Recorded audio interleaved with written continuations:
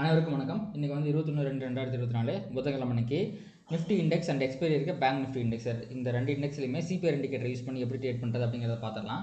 அதுக்கு முன்னாடி நேற்று டவ் ஜோன்ஸ் வந்து பார்த்திங்கன்னா ஒரு 0.17% நெகட்டிவ் முடிஞ்சிருக்கு.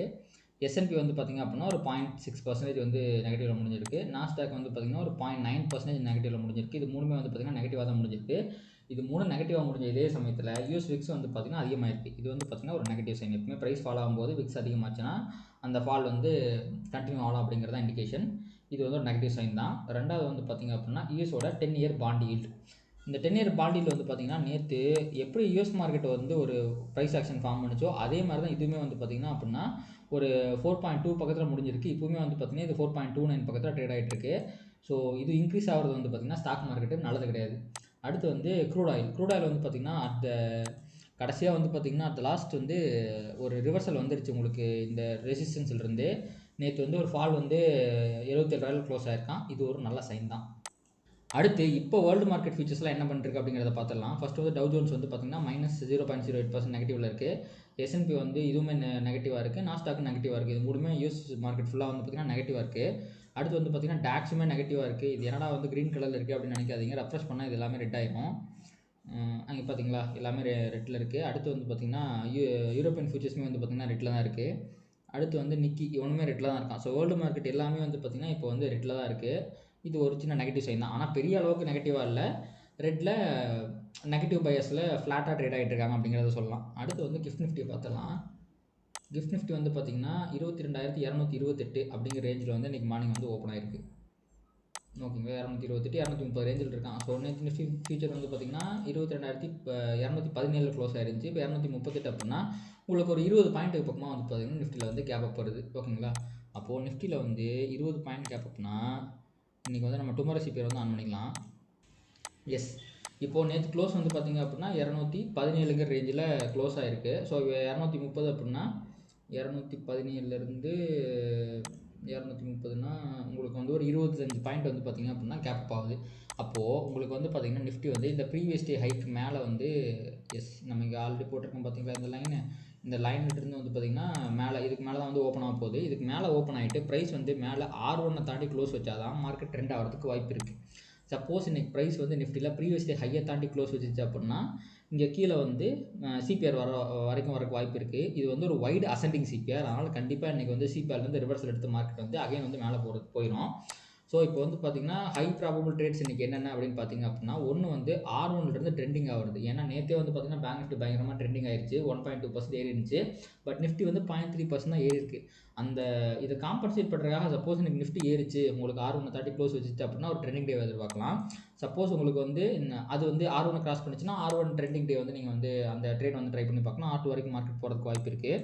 ரெண்டாவது வந்து சப்போஸ் ப்ரீவியஸ் டே ஹையை தாண்டி கீழே க்ளோஸ் வச்சா சிபிஆர் வரைக்கும் கண்டிப்பாக வந்துட்டு சிபிஆர்லேருந்து ரிவர்சல் எடுத்து கண்டிப்பாக மேலே போகிறதுக்கு வாய்ப்பு இருக்குது. அப்போ சிபிஆர் ரிவர்சல் ட்ரேட் எடுத்திங்கனாலுமே உங்களுக்கு நிஃப்டியில் வந்து பார்த்திங்கன்னா ஒரு 38 பாயிண்ட் கிடைக்கிறதுக்கான வாய்ப்பு இருக்குது. ஸோ அந்த ட்ரேட் எடுக்கலாமா வேணாமா அப்படிங்கிறத நீங்கள் டிசைட் பண்ணிக்கங்க. இதுவுமே வந்து ஒரு ஹை ப்ராபபிள் ட்ரேட் தான். சப்போஸ் இது ப்ரீவியஸ் டே ஹை தாண்டிச்சுன்னா R1 வரைக்கும் போச்சு அப்படின்னா உங்களுக்கு சிபிஆர் ரிவர்சல்லேருந்து வந்து ஒரு 75 பாயிண்ட் கிடைக்கிறதுக்கு வாய்ப்பு இருக்குது. இது ஃபஸ்ட்டு வந்து ப்ரீவியஸ் டே ஹைலேருந்து பிரேக் அவுட் ஆகிறது ஒரு ஹை ப்ராபபிள் ட்ரேட் சிபிஆர் வரைக்கும் வரும். சிபிஆர் கிட்ட வந்துச்சு அப்படின்னா அது ப்ரீவியஸ் டே ஹை அதையும் பிரேக் பண்ணுற பட்சத்தில் R1 வரைக்கும் போகிறதுக்கு வாய்ப்பு இருக்குது. இது ஒரு ஹை ப்ராபபிள் ட்ரேட் தான்.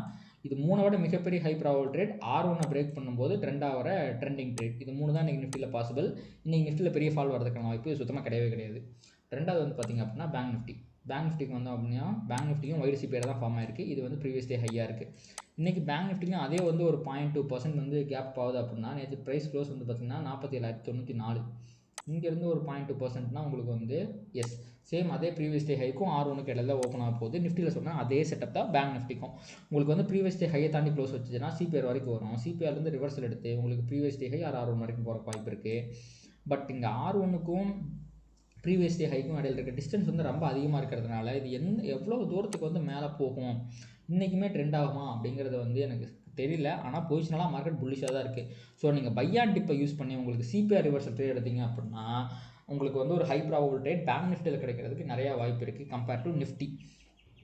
R1 ப்ரைஸ் தாண்டிச்சு அப்படின்னா கண்டிப்பாக ட்ரெண்ட் ஆயிரும். ஸோ நீங்கள் R1 ட்ரெண்டிங் ட்ரேடுமே வந்து பேங்க் நிஃப்டியில் ட்ரை பண்ணி பார்க்கலாம். ஸோ ப்ரைஸ் ஆக்ஷனை பொறுத்த வரைக்கும் நிஃப்டியில் பொசிஷனெல்லாம் வந்து பார்த்திங்க அப்படின்னா இந்த பிரேக் அவுட் நடந்துச்சு நம்ம முன்னாடியே சொல்லியிருந்தோம். அந்த பிரேக் அவுட் இப்போ கன்சால்டேட் ஆகி ஒரு நல்ல ஒரு ட்ரெண்டிங் மூவ் வரதுக்கான எல்லா அறிகுறியுமே நிஃப்டியில் தெரிஞ்சிருச்சு. நிஃப்டி ஆல் டைம் ஹையில் வேறு இருக்குது. ஸோ இந்த ட்ரெண்ட் லைன் அதாவது ப்ரீவியஸ் டே ஹையை வந்து இன்றைக்கி வந்து உடைக்கிற பட்சத்தில் 22,215 உடைக்கிற பட்சத்தில் நிஃப்டி கண்டிப்பாக மேலே போகிறதுக்கு ஏகப்பட்ட வாய்ப்புகள் இருக்குது. Considering the price action and இந்த கன்சாலிடேஷன்.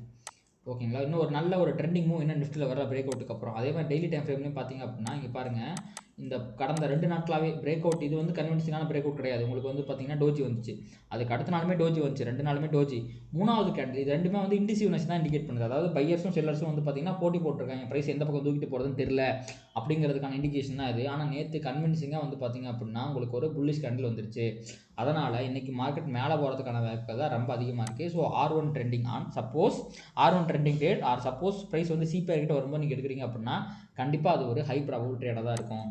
அடுத்து வந்து பேங்க் நிஃப்டி போயிடலாம். பேங்க் நிஃப்டிலையுமே வந்து பார்த்தீங்க அப்படின்னா சேம் தான். இந்த ரெசிஸ்டன்ஸ் கிட்ட வந்து உங்களுக்கு ஒரு ஷூட்டிங் ஸ்டார் வந்துச்சு, அடுத்து ஒரு டோஜி வந்துச்சு. இது ரெண்டையுமே தாண்டி உங்களுக்கு ப்ரைஸ் வந்து பயங்கர புல்லிஷாக வந்து க்ளோஸ் வச்சிருக்கு. இந்த இவ்வளோ பெரிய கன்சால்டேஷனுக்கு அப்புறம் இந்த க்ளோஸ் வந்துருக்கு. ஸோ பேங்க் நிஃப்டியை காட்டிலும் ரொம்ப புல்லிஷாக இருக்குது. இப்போதைக்கு வந்து பார்த்தீங்கன்னா as per the price action அடுத்த ரெசிஸ்டன்ஸ் அப்படிங்கிறது உங்களுக்கு இந்த ட்ரெண்ட் லைன் தான்.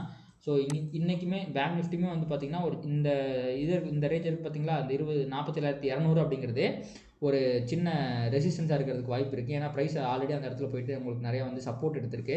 அப்போ அந்த சப்போர்ட் வந்து ரெசிஸ்டன்ஸாக மாறிடும் இப்போது. ஸோ இந்த இடத்தை தாண்டுற பட்சத்தில் இன்றைக்கி பேங்க் நிஃப்டி அதாவது ப்ரீவியஸ் டே ஹை இன்றைக்கி கேப் அப் ஆகி செல் ஆஃப் ஆகாமல் இருந்துச்சாலே வந்து பார்த்திங்கன்னா உங்களுக்கு அடுத்து வந்து 47,600 வரைக்குமோ இல்லை 700 வரைக்குமோ போகிறதுக்கு நிறைய சான்சஸ் இருக்குது. பட் ஆல்ரெடி மார்க்கெட் பெருசாக ரேலி ஆனதுக்கப்புறம் ரேலி ஆனதுனால இந்த இடத்துல வந்துச்சு அப்படின்னா உங்களுக்கு அப்படியே பிரேக் அவுட் ஆகிட்டு இங்கிருந்து போகிறதுக்கான வாய்ப்புகள் இல்லை. பெரிய ரேலி மேலே வந்துச்சு அப்படின்னா ஒரு சின்ன ரீட்ரேஸ்மெண்ட் வரதுக்கு வாய்ப்பு இருக்குது. நீங்கள் அதையும் பார்த்துக்குங்க. எனக்கு தெரிஞ்சு இன்றைக்கி ட்ரேடிங் டே வந்து பார்த்திங்கன்னா ரொம்ப வாலட்டைலாலாம் இல்லாமல் ரொம்ப ஸ்மூத்தாக நேற்று மாதிரியே போகிறதுக்கு நிறைய வாய்ப்புகள் இருக்குது. பொறுத்திருந்து பார்க்கலாம்.